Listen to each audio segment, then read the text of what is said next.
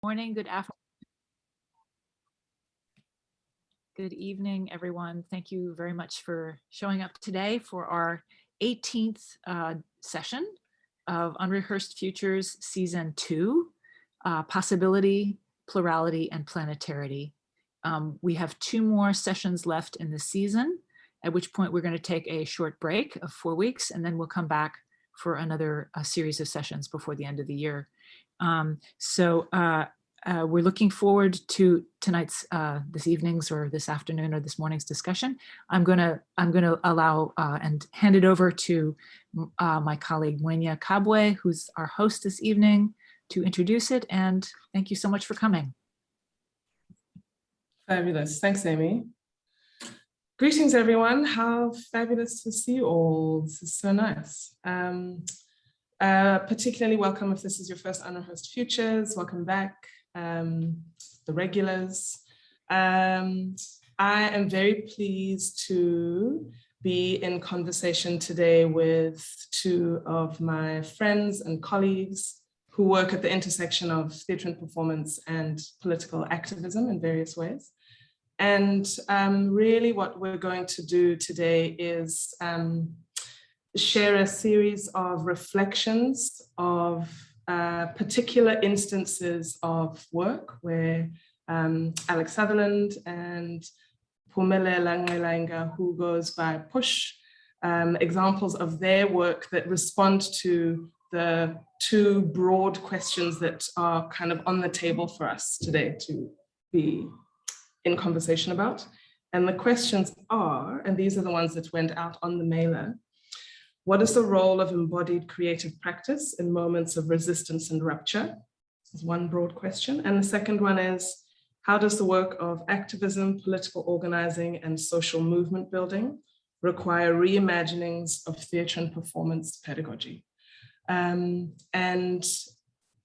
My particular interest in this topic, not only is it an excuse to be in conversation with my friends in a somewhat public forum, but those of you who have been here before would have heard the curators speak about particular quests that we're on. And among mine kind of subdivisions of my quest is an interest in thinking together about how we, particularly I suppose those of us who are practitioner/scholar types, how to think more expansively about the role of theatre and performance now. And a way that I thought we might do that is in looking back at some of the ways that theatre and performance and political activism in particular have interacted in a South African context. And it's a conversation. So as usual, the idea is to really use this beginning part, this first 45 minutes, which will be recorded, as a set of provocations, invitations to put to you all that you can respond to as we go in the chat. Feel free to have a side conversation going there, your questions, your comments. We can pull them into the larger conversation, but really feel free, as soon as you are inspired to use the chat as a place to put your thoughts. The first 45 minutes will be recorded, and then it will be unrecorded, but the conversation really can flow even before we are in the unrecorded time. And that's it, that's the plan. So I'm gonna hand over to Alex and Push in that order to introduce yourselves and to talk about some of the ways that your own paths have crossed and interacted. She chuckles. Okay. Hi, I'm Alex Sutherland. I'm based in Cape Town. And Push and I have known each other, we've just established since 2008, first as kind of student-lecturer relationship, and then as co-artists, and now as colleagues and comrades. And we can talk about how our paths have kind of interacted in weird and wonderful ways. But just to introduce myself, I mean, you've seen my bio, but when I was thinking about this topic, so when I think about theatre or performance pedagogy, I mean, I've worked within a formal institutional context in higher education for 17 years, teaching devised and improvisatory performance practices, usually for social and political means, with students, obviously, but also outside of the academy. So a lot of my work was in prison spaces and forensic spaces as well, which I think I'll talk a little bit about in terms of the power of seeing everyone as potential story makers and how devised collective practices allow for that. And that is a deeply political act. And so I saw that within the theatre pedagogy within the university, but outside of it. And as we will probably talk, I left the academy for political reasons as well that have to do with some of what I'll discuss in terms of the ruptures that we witnessed, and I now work in political education in the social justice sector, which is a very different dynamic. But my role is usually as arts educator within political education, so that is also within the informal sector, so to speak, but also combines the rigor of aesthetics and theory through artistic practice to think about activism and social movement campaigning. So that's me. Do you want me to hand over to Push to introduce herself? And then okay, Push, over to you. Thanks, Alex. Yes, we've known each other since, 2018. It's very interesting as my lecturer. 2008. Your age, exactly. So yes, thank you so much, Alex. Yes, my name is Pumelela Nqelenga.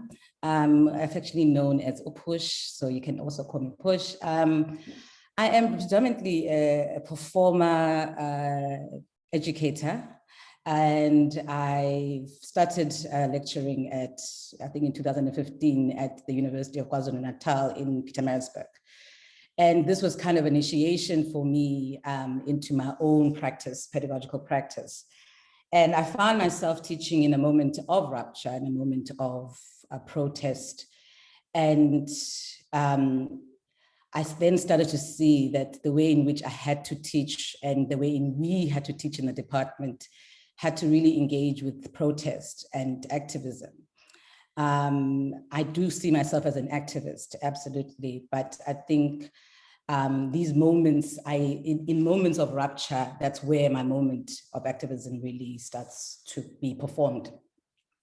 So yes, I'm very much interested in Indigenous ways in which we perform, such as contemporary isiXhosa performances. I'm really drawn into the works of Omandla Mbotwe, who speak to the ontological space in which I am located in my own research at this point. But when it comes to activism, it's predominantly in the classroom and at times, obviously, on the field where I am in the front lines out there. But yeah, I've only been in the academy as an academic for about 6 years now. And I suppose this is my first reflection or first moment of reflecting of what happened in 2015, 16, 17, while there was a lot of violence at the University of KwaZulu-Natal, more specifically in Pietermaritzburg. So I'm reflecting on that moment right now for the first time, because sometimes the body can only remember much later sometimes, or wants to engage later rather than in the moment. So that's where I am, yeah. Ngos. Awesome, thank you both, great. I feel like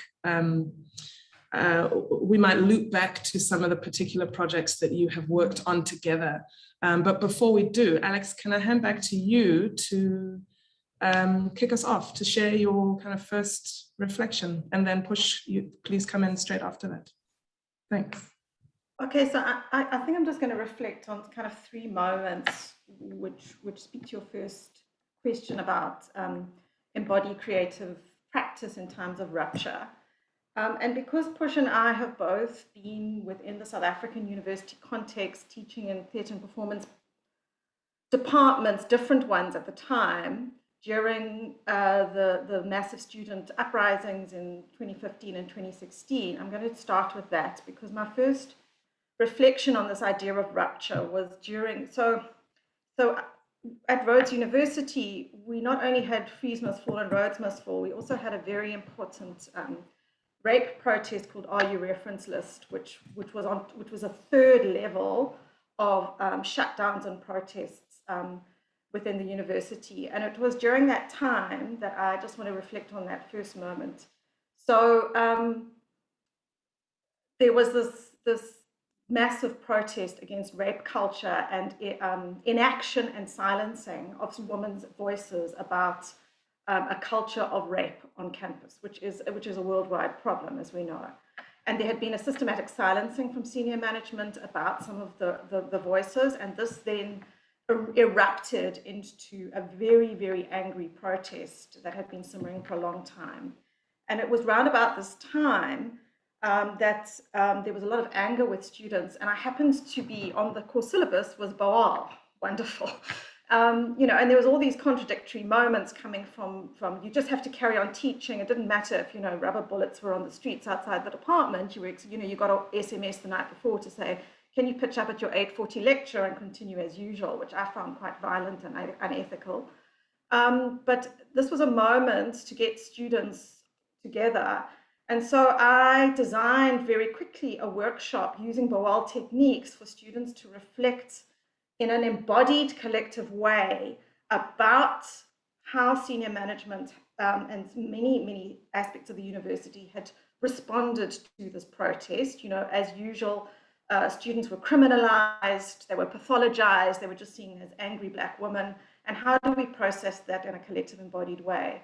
And it was an incredibly powerful, important moment of using a collective embodied practice to process and think through in terms of the mind and the body and to express it in a particular way. And it was a very, very powerful moment. And very shortly after that, the university interdicted protest. And part of that interdict was a broad thing about academics trying to stir students up. So a silencing of academics.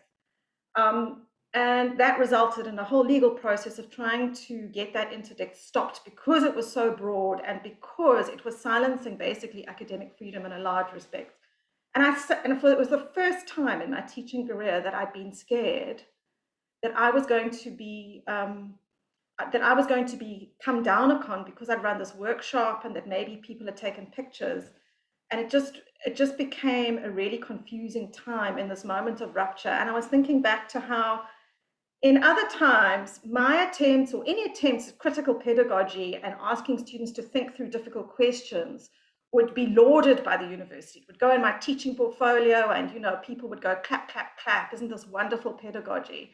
But as soon as the gaze was turned back on the institution itself as an institution of repressive power, there were many, many layers of silencing that went along with that. And I think about how when you are, the body comes into pedagogy, there is a particular silencing about that as well. I'm thinking about the naked protest that went within that Are You Reference List and how there were layers of surveillance and judgment about that as well. You know, and these kind of resisting performative narratives that went into play.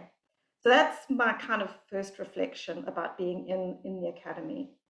The second one about collective embodied storying is, for many years, I worked in prisons and I worked primarily with men because that was the context that was available at that time. And my work never starts from why men are there or the fact that we start from their identity as a prison. I start from identity as a potential theatre maker. But through time, you start to get to learn because people tell you some of their crimes, and some of these crimes are quite violent as well. But what was quite interesting for me was when we don't start with this particular identity, when we open up storying to say, you don't actually have to tell the story about why you got to prison, or you don't have to tell the story about how bad crime is. You can tell many other stories. That as soon as we do that, there is a rupture. And so it doesn't matter for me whether I'm doing theatre making processes in a prison or theatre making processes with university students. The opening up of storying and storytelling through embodied practice, I think, is a deeply political act. And with prisoners, as we went through time, they started to really play with their notions of masculinity in a very, very interesting, complex way. So for me, that is another kind of reflection on theatre, creative embodied practices as practices of hope, which also then widen aspects of storying and identity, which I think is quite vital actually in terms of a kind of radical political pedagogy. I think I'm going to stop there.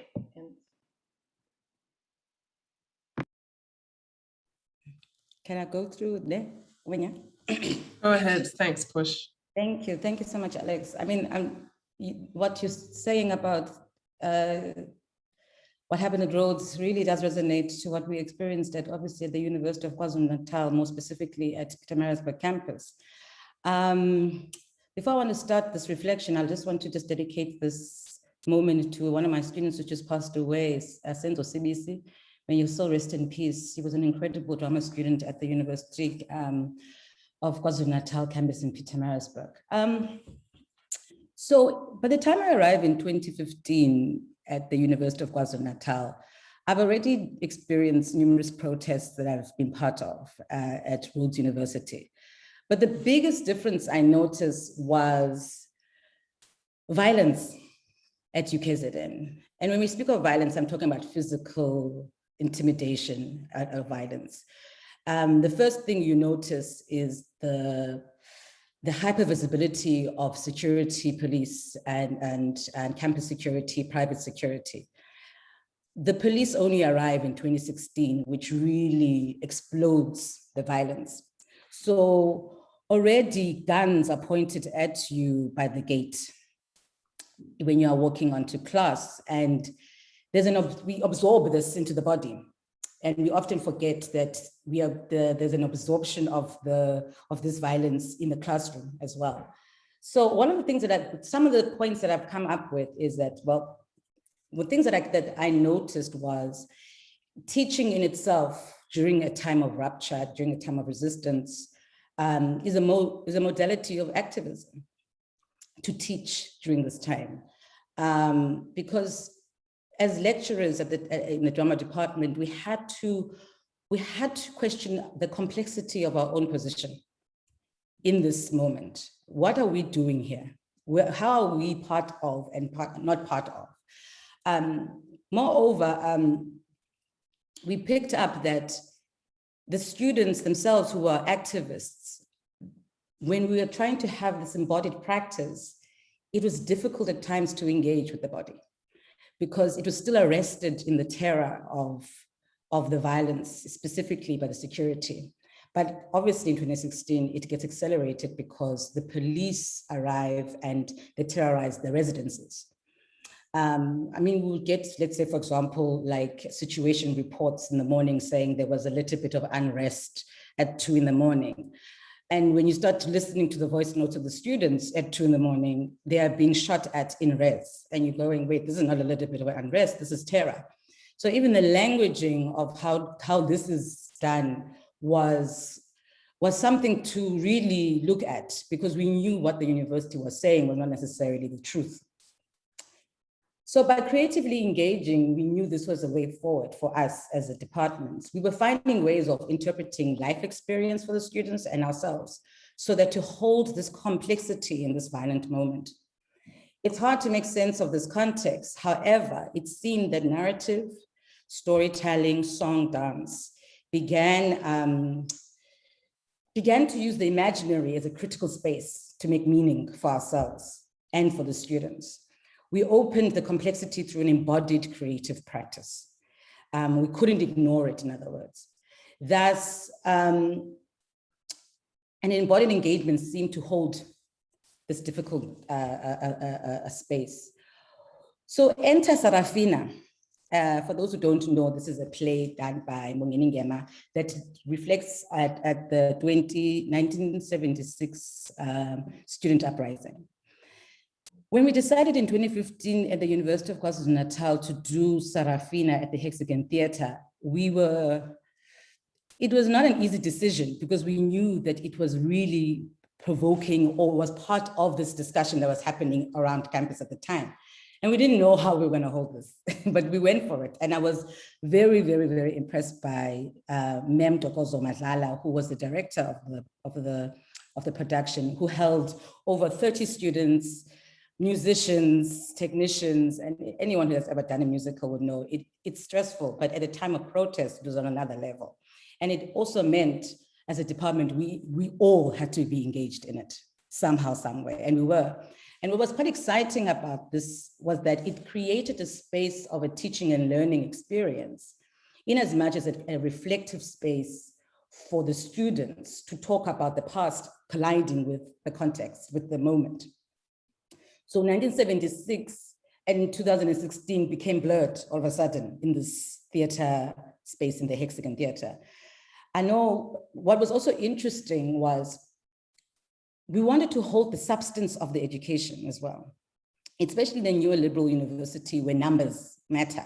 You know, how many numbers do you get in, how many numbers do you get out? They don't really worry about whether you're teaching the students or not, because usually when there's a protest, there's about 3 to 4 weeks that you don't have. Meaning, how then do you reimagine this curricula? How does it begin to still have substance at the end? And one of the ways in which we wanted to engage with this was how we teach in this moment. And as Mem Dogozo was holding the space, Ayanda Kalapiri, who was a cast member, for example, she's a staff member, she became a cast member. She wanted also to perform in it so the students can see us in the work itself. Tamatha Hammerslach was the designer of the set, and I was obviously co-choreographing with the brilliant Nqelenga. And this space was, when we took reflections, let's say, for example, on a scene, it made sense of what was happening outside. So all of a sudden, the academic program, even though it was suspended sometimes, we used to just lie and say, oh no, we're rehearsing, you know. And the police then were like, oh, okay, it's fine if you're rehearsing, because technically to them, we weren't teaching, but actually we were. So there were two things that we were then grappling with at that moment. One is that the student protest is happening, and how are we contributing by carrying on with the program under cover, but not necessarily undercover? And the second is that the protest is starting to inform the curricula now all of a sudden. And the curricula is responding to the protest. So we started to see this beautiful dance between the two.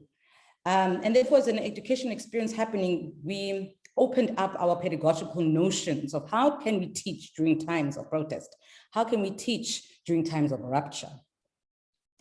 And it also then kind of draws to that question of the decolonial moment that we're always trying to talk about in the academia in South Africa. Oh, how are we decolonizing the curricula?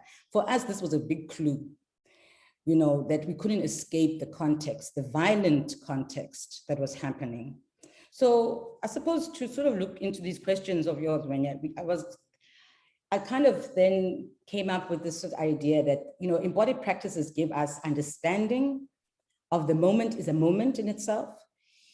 It is telling us that students are not satisfied with what and how we are teaching, including the conditions at Pietermaritzburg where the students were living was horrible. And by engaging and listening to bodies, listening to students, because I think this was a big thing, especially in 2016, in as much as protest was always engaged with violence by the institution, there was another type of violence that happened in 2016 that never usually happened, and that was silence. It took the Vice Chancellor about 6 weeks to respond. And that speaks volumes to how upset the students were. And so, yeah, I just want to leave it there for now. So that's perhaps just a moment that I wanted to look at, specifically Sarafina, just as that moment of teaching, the moment of us engaging, and also a moment for us just to figure out pedagogical practices that can actually help us in this moment. Yeah, thank you. Oh, there's so much on the table already. Thank you both immensely. I want to give you an opportunity to respond to each other, actually, if there's anything that has come up from either Alex or Push that the other of you wants to pick up on, please feel free. And also anyone else, you know, if there's things that are sitting in a particularly present way for you, please bring them in. Also want to mention Alude has put a reference, a really important reference in the chat to make sure you catch.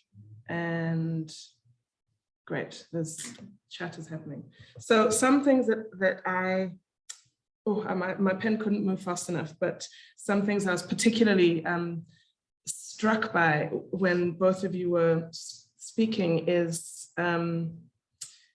I mean, Push, verbatim, you said, thinking about teaching as a modality for activism feels like a particularly poignant way to think about the teaching project as a modality for activism. And that phrasing really struck me.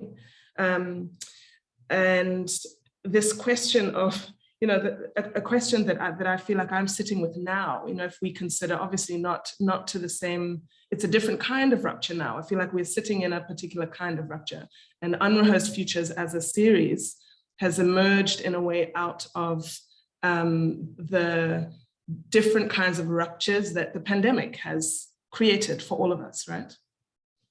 And this question of what we're doing here, you know, that what the rupture forces us to ask feels particularly present for me now. And that there's something about being conscious about what that question is that feels useful as well. You know, in the moment of rupture, to ask the question, what, as educators, as makers, what are we doing here? As in, what do we now teach, and how do we teach, and who do we teach under the, you know, the changed, rapidly evolving circumstances is something that I'm really holding on to. The notion of the imaginary as a political space, I mean, you know, always. And something else I want to make mention of is something that came up in our, Alex and Push and I spoke a little bit this morning, just before this session. And something that came up there that I want to pull in is this idea of different kinds of enactments of privilege in moments of rupture, particularly at university settings, where there are the kind of on the ground activist types, those who might self-identify as activists and do the kind of boots on the ground work and teaching. And then the opportunity that is taken in the moment of rupture to publish. And usually we're talking about different types of ways of being in academia. But it really, I remember being very struck at, you know, at the place where I was teaching in the 2015, 2016, 2017 time of this incredible tension between these different ways of being in academia. And they show up in different, you know, it shows up all the time, but there's something about the rupture moment that is like, oh, there's the ladder climbing, there's the academic ladder climbing project happening alongside the, I guess, more ground level, you know, if we kind of use the image of climbing the ladder and, you know, being on the ground. And there's a real, I recall some real tensions at that time as some real staff room tensions, I should say. So that's just something that I want to pull in, you know, if it resonates, great. Curious also to hear about non-South African contexts of rupture moments in which teaching and making has happened and evolved in a particular kind of way that might be interesting to pull in. Can I respond? Alex, go ahead, please, yes. Yeah, I mean, I think it always fascinates me, you know, like as theatre practitioners and educators, you're often talking about issues of representation, who's telling the story, how's it taught, whose body's on the stage, what does it mean? You know, those are all critical questions that we ask ourselves, or we should be asking ourselves and our students when they're making work. Yet for me, there's always this kind of strange juxtaposition from certain academics who will then write about a moment of rupture. They will write about performances during Roads Must Fall, having never even attended a protest, put their bodies on the line, spoken up against anything. But those performance activists become an object of their own research. And very little is said about that, and there's very little critique on that. And I found that really disturbing within the academic project, that when you are writing about something, it's open season apparently, but when you are in the classroom as an artist, educator, practitioner, you're thinking about notions of representation and story and continuously, and what does it mean, and who we're putting on the stage, and who's witnessing, and issues of power. So that's part of it. But another thing that we've also talked about, the three of us, is no, actually, I'll pause there. I'll pause. Don't lose your thoughts though. No, I'll come back to them. I have lost them, sorry. All good. Push, come in. Yeah, I haven't, I experienced this during Feast Must Fall, where there were moments where after, I think it was a protest, we were sitting amongst as concerned lecturers. We saw books coming out about Feast Must Fall, during Feast Must Fall. It was something that I was like, and then when were we in the, and what was also quite interesting, I remember when Spivak came to UKZN, and it was during this time, and we went, a colleague of mine went, me and Ayanda Kalapiri went to the talk, and we were quite interested to hear how Spivak is kind of articulating this moment. And what was interesting was the panel. The panel I've never seen in protest, speaking to the students. It was like this concept of protest that was outside of UKZN. And it bothered me. I was like, where are the students who are protesting in this panel? Where are the lecturers who are part of it? And I remember being part of this concerned group and of lecturers. There were about 13 or 14 of us. And what was quite interesting about this was that we were then reported to I think it was the Mail and Guardian, that we were coercing the students to protest. We were forcing them to burn buildings and do things. And this is when I realized that who narrates this is as important as, who does it. And a group of academics and I came together, and we started to write an article back. And the title they had for the article, I think, was Professors of Protest. They called us that. So that these professors, they're telling students that they must go and burn buildings. And I thought, yeah. So what we then did was we claimed that term. It's like, okay, we like this actually. We are professors of protest, and we will call ourselves that. Number one. Two, we are going to go and also create a protest for ourselves, but most importantly, write back to this, and write back to how the journalism, and I think we always forget how the media is also part and parcel of this protest, whether we like it or not, and how they describe and what they choose to describe in the media. And in doing that, we kind of claimed the narrative of how we were positioned in this complex situation. So yes, there are people who take advantage of the moment. There are people who, and I remember at one point my line manager, because we don't have HODs, we didn't have HODs at UKZN, we had line managers, and it just speaks to the language of the neoliberal university, where they wanted us to do a conference, for example, during the protest. And we wrote extensively and said, we can't do a conference when the students are being shot at. And we were kind of threatened via email that we need to go to this at conference. And I remember feeling extremely angry at the institution and how it was violently ignoring the fact that we were in protest and we were in a violent situation. And I remember going into Howard campus to this conference. It was called the Decolonizing Shakespeare Conference, and feeling in a sense of, I mean, we are decolonizing Shakespeare, and feeling a sense of defeat and a sense of what are we doing as academics? What are we doing in our practice? What are we here to do really? If we are not engaging with the context, if we're not engaging with what's happening outside, we can't even hear each other because they're singing outside. And yet we're thinking that we can just silently close our eyes, take a big breath, and just talk about Shakespeare through a decolonial lens. And that for me was a moment I realized that the institution itself was as violent as the police at that time. So yes, being in these neoliberal institutions is something that I think is part of the violence as much as, you know, the police, etc. So I don't know if I'm answering your questions, but I think I'm dancing around them. We love the dance. We love the dance. Yeah. Moeni, you've got, go, yes, Alex, go ahead. Go ahead. Sorry, I remembered what I was, Go for it. Thank you, Push, for bringing me back. Yeah, I mean, I was also wanting us to think about when the academy finds the theatre and drama department useful and when it doesn't.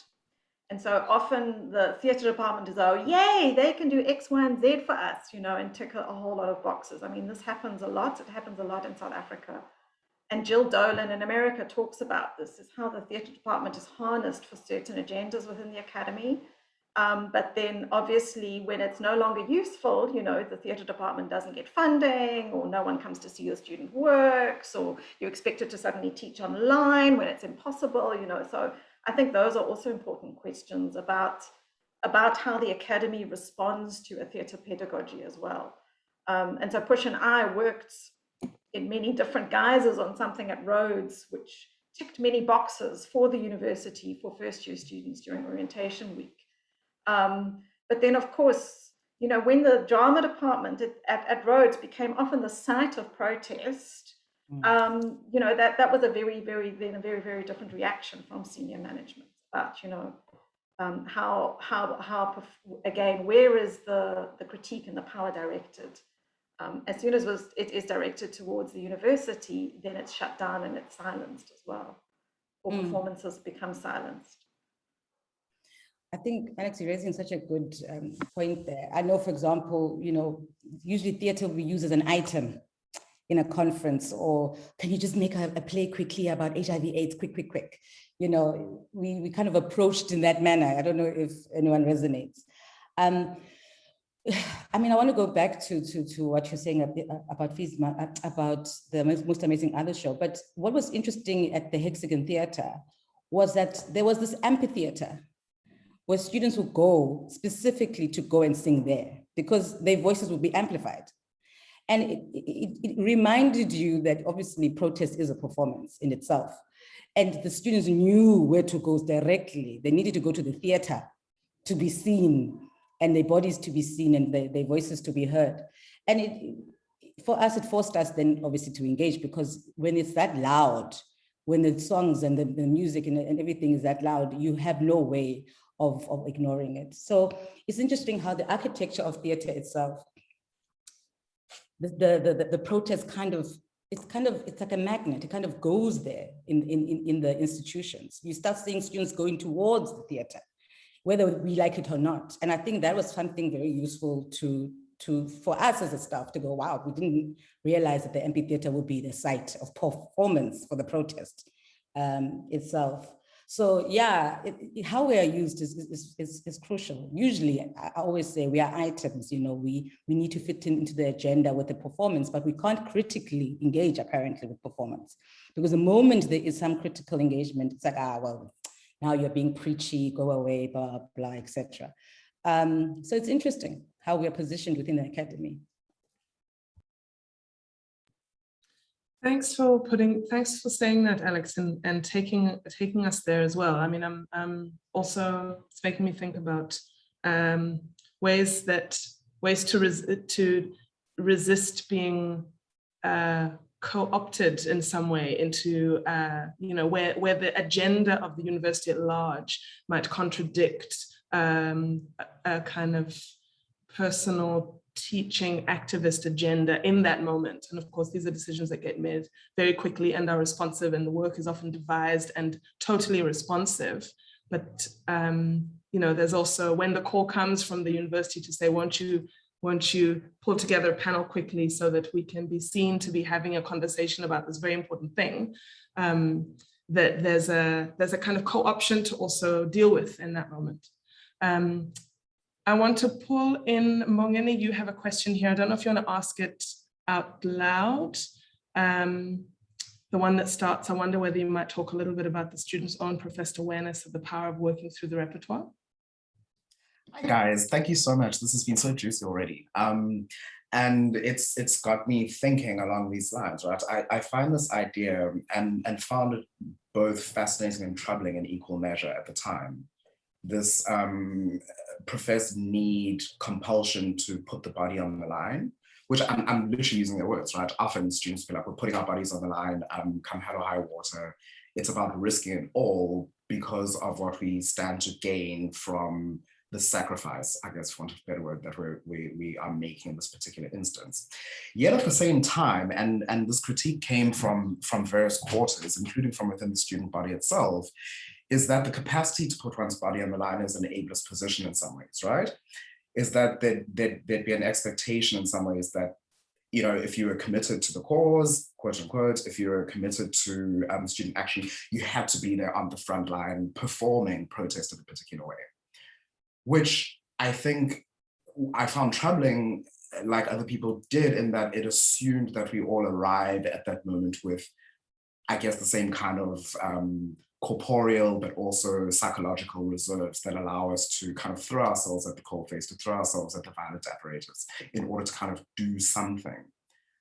And part of the reason why I found that troubling and that assumption troubling as well is that it also failed to address in some ways how some bodies are always already on the line, more so than others.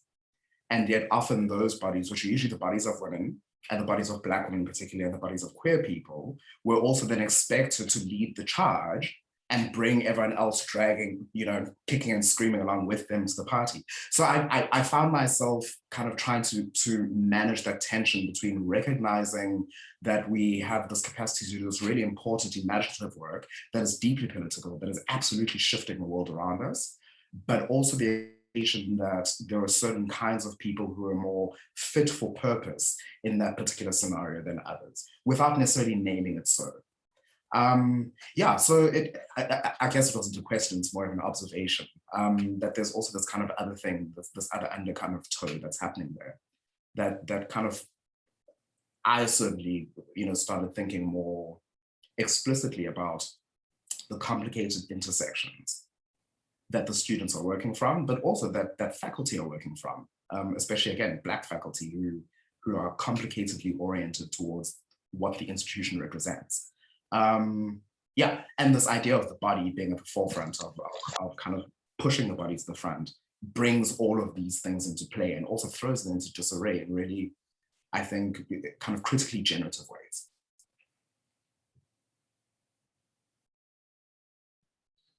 Thank you. Thanks for that. Alex or Push, either of you want to respond to any of what Moreni has said? I think these are really, really important issues. And it's not an easy answer because I think it depends on the kind of the way the political organizing has worked. Some political organizing, has that demand, you've got to be there, and if you're not there, then you're not there. And I've been in other spaces other activist spaces where it has been okay to say, actually, I'm not psychologically okay to be there, and that's been recognized. And that's a different kind of politics of care that plays out in different ways in different organizings. But it's very different. I think, for example, with the student work, what I think was really hard was that it was very sudden, and the youthfulness of it was an advantage, but it also meant that there was a lot of bravado and demand for the bodies on the line discourse. That's part of a politics, I think.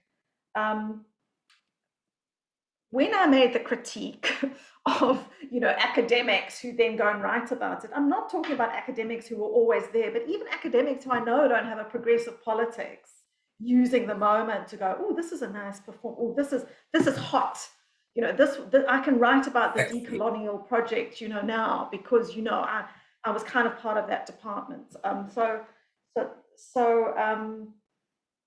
Yeah, that's kind of my response about, I mean, we also wanted to touch about the relationship between kind of devised theatre pedagogy and political organizing, which I see as very close, actually. You know, that the classroom space of the devised theatre embodied praxis, in which you are democratically negotiating the kind of stories you want to tell, is also echoes activist organizing, actually. You know, you are kind of in this contested space of trying to figure out, how do we tell the counter narrative, or, for example. So I'm not directly addressing that, but I do think a discussion needs to be had about the vulnerable body, and what does that mean for the political precariousness in political and arts activism.